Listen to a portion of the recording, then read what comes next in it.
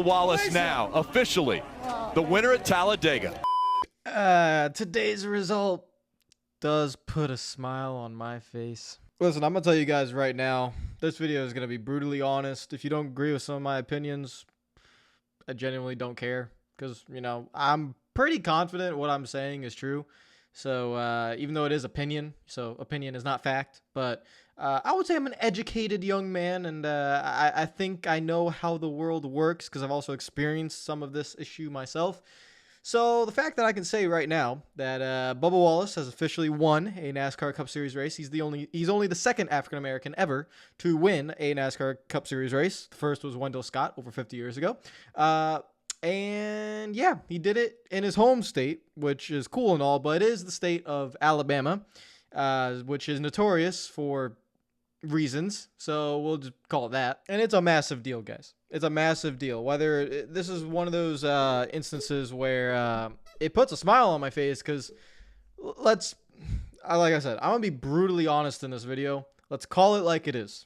Racism is still very, very, very alive, especially in a sport like NASCAR. Trust me, the stereotype ain't dead.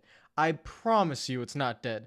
I've been to multiple NASCAR races in multiple different areas, and if you're just walking around, you can tell. All right, you can just tell, okay? So that's all I'll say. I've gone and walked in a certain direction, and I've overheard conversations of certain words that are being used in casual spaces, and just trust me, it's there. I mean, all you gotta do is go look on social media a little bit. I'm not gonna put the examples up, but just, you know, the funny thing was Facebook is down currently, so, you know, Facebook's the home of that stuff, because that is where older white people go to die, I guess. I don't know what they're doing over there, but it's there, and there's some on Twitter, and you can see it. And this is gonna be the story of the race, because it's a big story. Like, you know, sometimes, like, I don't like the fact that Hailie Deegan gets a ton of attention, right? Because she's not running well at all. She's barely can finish in the top 10. I think she has one top 10 in the Truck Series.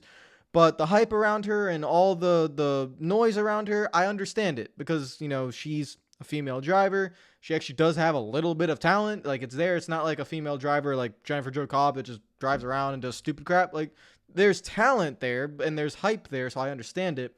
And you know why that hype is there. Well, Bubba Wallace winning a NASCAR race, you know why it's a big deal, because it is historic. African Americans being in NASCAR is not usual. I'm a Muslim. Muslim being in NASCAR or even watching NASCAR is not usual. So I can understand it, and I understand the hype around it. But just the fact that he won today in the state of Alabama, which is just notorious for the stereotypes that still exist, trust me, they do. It's fun. It's definitely nice to see. There will be comments in my video. There will be comments in NASCAR's social media stuff. There will be comments on Bubba Wallace's tweet when he puts it out there saying, I'm a NASCAR Cup Series winner. You will find them. There is a underlying hidden racism out there that they try to hide, okay? The one thing social media needs to work on is they need to expose these people. You can just make any account and you can say whatever the heck you want, and you're not accountable for what you are. This happens in football all the time. This happens, and I'm talking about, you know, football, but, you know, football as well. It happens all the time. People are not held accountable, and it's just nice to see Bubba win this race. Now, let's talk about the race just really quickly, because it was a good race, and while I was watching it, I was like, we should threaten these drivers with the rain most of the time, because it makes them drive harder. But, you know, that would be wrong. That's like, what's the F1 guy's name? Bernie Ecclestone, whatever his name was, when he's like, we should put sprinklers on the track and wet the track on purpose to make it more entertaining. Well, yeah, it sounds funny, but no, don't actually do it. But the drivers being threatened that rain was on the way made them drive harder. And to be honest, I thought they would actually drive a little bit harder. I thought Brad Keselowski and Joey Logano had options to make a move quicker, but they didn't. And then obviously the wreck happened, which ended up ending the stage, and then it allowed Bubba to win the race. But overall, guys, it was a solid race. I'm disappointed we didn't get to see the full amount. Like, let's be honest.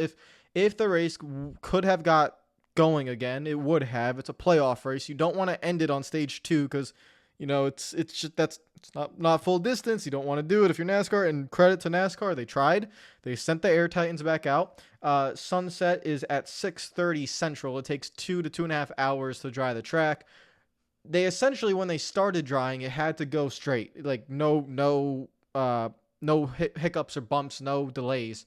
It then started raining 10 minutes afterwards, and at that point you lose what you already gained, and you got it's over, because even if you are able to restart it with the hope of no rain, you can only get 20 minutes in. It's not worth it. You call it, race over. So credit to NASCAR. They did a good job. They did a good job in knowing when the rain might come. They did a good job in trying to get the race back underway. But the one problem is, that not under their control, is the beautiful state of Alabama still does not understand that we live in 2021. Talladega needs to have lights. This is not a debate anymore. It's pathetic that they don't. Don't give me the reason of it's a local law. Don't give me the reason of, well, it's 2.6 miles, and if you put lights on, which it already has lights, but if you put lights all the way around the track, it would take up too much electricity or too much power for the area, and there would be shortage. It's 2021, Alabama. Get your shit together. All right? I don't care if your Walmart still looks like it was built in 1960. I don't care. Get your shit together, all right? You're a state. You can do it. This track in Alabama, Talladega, needs to have lights. Whatever local law or local BS you want to come up with, you guys spent $50 million on the infield for for like a better fan zone. $50 million. And you can't tell me you can't put some lights around 1 and 2 and 3 and 4 down the backstretch? Really? Really? Shut up. I don't want to hear any excuses. I don't want to hear any nonsense. Local law, it takes too much power. Shut up. Just shut up. You have to understand how ridiculous you sound, if that is your opinion. It's the most nonsensical reasons I've ever heard in my life. If we had lights, which Talladega should, you make one a night race, one a day race, let your fans party and tailgate and get drunk all day long and watch a NASCAR race at night. There you go. Have fun. Nothing would be wrong. But because you guys don't, you still live in the 1980s for some reason, well, here we are. We have this situation where the Xfinity race got ended because of darkness, which is stupid. The Cup race got delayed because, well, they couldn't run at night. The race would have happened last night if they just had lights. It would have started around 6 and it would have ended. And it got delayed to Monday, and then it got shortened again, and we didn't run the full distance for the sole reason of you guys spent $50 million on the infield, but you don't want to get lights. And whatever the reason is, whatever it's local law or some government reason or it's too much power, it's all nonsense, and it all needs to get solved right away. As you guys can tell, I don't really like or care for the state of Alabama for many reasons, so figure it out. It's 2021. You should get up with the times. Make sure the track has damn lights. That's it. There's no more excuses. Okay, now that's over with. Where are we going? All right, the point standings. I'm going to show the point standings here. I took a look at it before the race ended, so I'm not looking at it right now. I should look at it. Okay, so the point standings. What I found very interesting was it got tightened up a lot. Like a lot. And it kind of surprised me. But the thing is, if you have to look a little bit farther, 10th to 12th is not tight at all. They're all in must-win situations. Christopher Bell, William Byron, Alex Bowman. But Kevin Harvick to Kyle Larson, it's not like unfathomable to see Larson miss the playoffs if Larson gets in an incident at the Roval, which is it's possible. Doesn't get stage points, and Harvick finishes in the top 10. It's very possible for that to happen. But I'll admit, I'm not really too worried about Larson. If he does have an incident, I already know that the NASCAR world will riot because he should obviously be a lock to have a chance at the championship, but we'll not get into that for now. Chase Elliott at the Roval, again, as long as there's no incidents, I'm not worried about him. He's 8th. He will be fine. The guys I am worried about, Brad Keselowski, the few times he's been at the Roval, he can run up front, but he can never stay there. And when you can't stay there and then you start getting past, what can happen is you get a lot of contact. A flat tire might happen because of contact. So I'm thinking of those guys in the middle that might not be fantastic at the Roval, but they're good enough, but they might struggle a little bit. So I'm thinking of Keselowski. I'm thinking of Logano. I'm thinking of Blaney. Truex, if he comes with his A game, he should be fine. Larson, if they bring a good car, he should be fine. And Chase Elliott should be fine. Kyle Busch, it depends. On his day, he could show up and be really good at a road course or not. I don't think Alex Bowman, William Byron, and Bell really stand a chance. You might see William Byron run well, but he usually never has the race pace to keep up with the other guys at the Roval. I think you'll see a race mostly dominated by Chase Elliott, by Kyle Larson, by Martin Truex Jr., throw in the occasional Penske car maybe in there, and Denny Hamlin. I don't think you're going to see as many surprises as you might think you'll see at the Roval, unless, like I said, some sort of chaos happens, which it was expected the first time they went to the Roval, but now that they've been there a few times, I don't think that chaos will happen. I think it will kind of drive like a normal road course race, and I don't think you're going to see any unexpected results. So I actually do think the bottom four will remain. I don't see Harvick getting out of there. I don't see Bell getting out of there. I don't see Byron getting out of there, and I don't see Bowman getting out of there. So that top 8 that is there currently, I'm pretty sure will be the top 8 for the next round. And obviously, I do want to end this video just again talking about Bubba Wallace. Big congratulations to him. F you to all the Karens and the middle-aged 60-year-old folks that are living in trailers who are saying NASCAR is rigged now.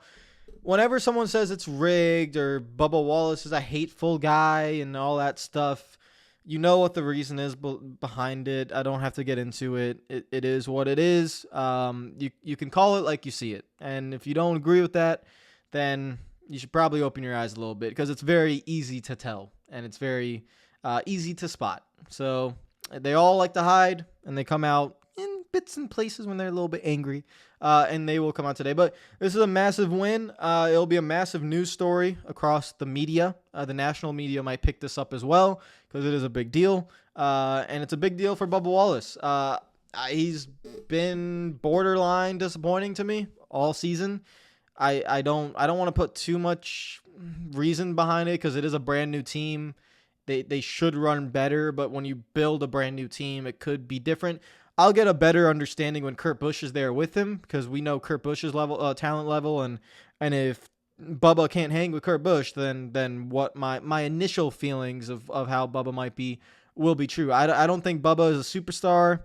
I think he's really just an average driver right now, but I have to wait and see for a teammate to go up there and see what that teammate can do in similar equipment, just to see what 23XI is, because I don't think anyone knows how good 23XI really are.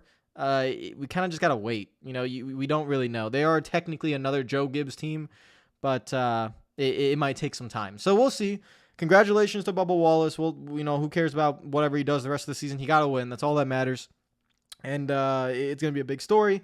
I will see you guys later. I was going to upload NASCAR Thunder today, but I think this is a little bit of a bigger deal, so I'll get NASCAR Thunder uploaded tomorrow.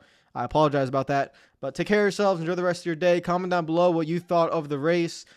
If you disagree with me, give me a reason. And I'm talking about the main thing, the main thing. If you disagree with me on that, give me a reason, all right? Because I'm pretty sure we all know that there are people out there that, think differently. But what do you think? What do you think of the race? Did NASCAR make all the right calls? I think they did. And yeah, it was decent. We move on and getting closer to the championship race, which is really, I'm just kind of waiting for it. I'm like, cool. Can we get to the championship race yet? Can we get to Martinsville? Martinsville and Phoenix, back to back. That'll be the two main races that I really care about. So we'll see. I'm not watching Texas. Don't even ask me to watch. I'm not doing it. I'll see you guys later. Take care of yourselves. Subscribe if you're new. Comment down below, and I will see you guys tomorrow. Peace out.